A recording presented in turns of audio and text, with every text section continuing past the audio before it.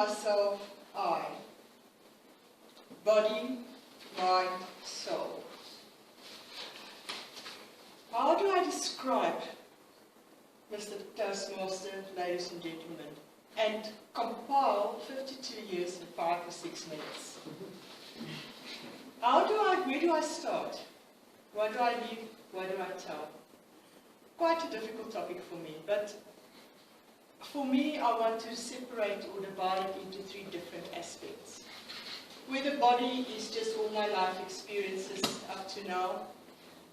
Obviously, the mind is just contained as the brain at this point in time, and that's all my knowledge that I acquired, studies, etc. And then lastly, soul, because I think the soul is relationships and the warmth and the love that we feel.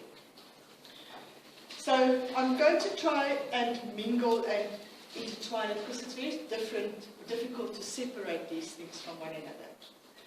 So if I look when I was born, many years ago, 22nd of May 1963, first of all, my parents expected a boy, which is not always. So they were quite surprised at that stage when it's actually a girl.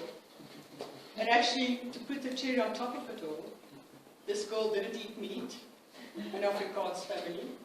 She didn't eat vegetables. She didn't play with dolls. She was always outside, riding a bicycle, and running around with the boys. So that was quite a challenge for my parents. And I think then, secondly, in my own mind, communication was just a burden and a waste of time. I believe telepathy. You know, we're all intelligent people, and we should be able to communicate with telepathy. And language is just the way that people are to one another. Saying that, I went to school. And after school, you know, for me, school was all about sports and just having fun. After school, I decided studying is not for me, and I'm going to approach the working life. My parents, I bless them, they're wonderful people, always gave me opportunities and choices, which for me is a very important life lesson. And I think not many people know that that's actually just what it's about, choices. When I went to my father and says I want to go and study, or first want to go and work, he says to me, that's fine. So I found myself a job at the Reserve Bank, Bloemfontein, as a note sorter. I don't know if you know what it is, but you actually go through old notes and you chuck them out. You get locked up like a jail.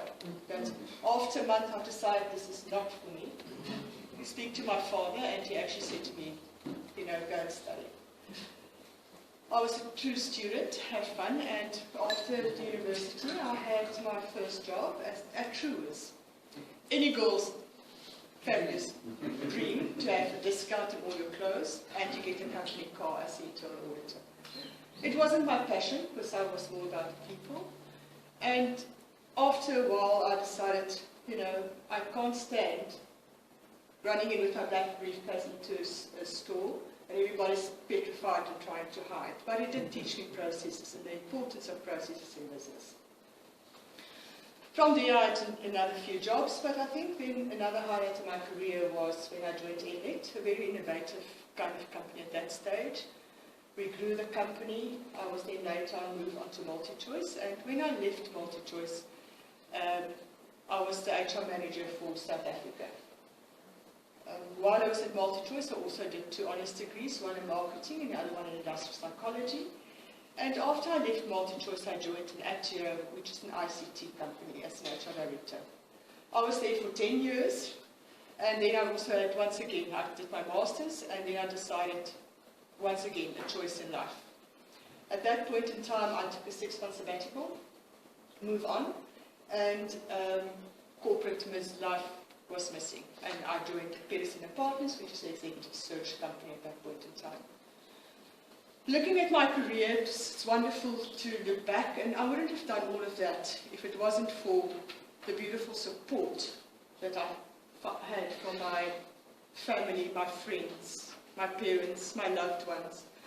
And relationships is not really my strong point in life. I struggle, I'm a free soul, so for me to commit and to stay with somebody for a very long time is very difficult.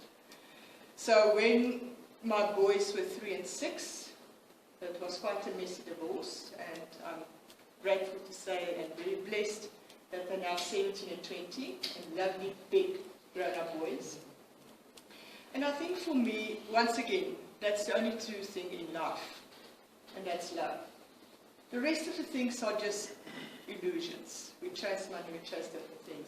But the only thing is love. And that brings me back to the whole triangle of body, mind, and soul. You know, we all have the same things.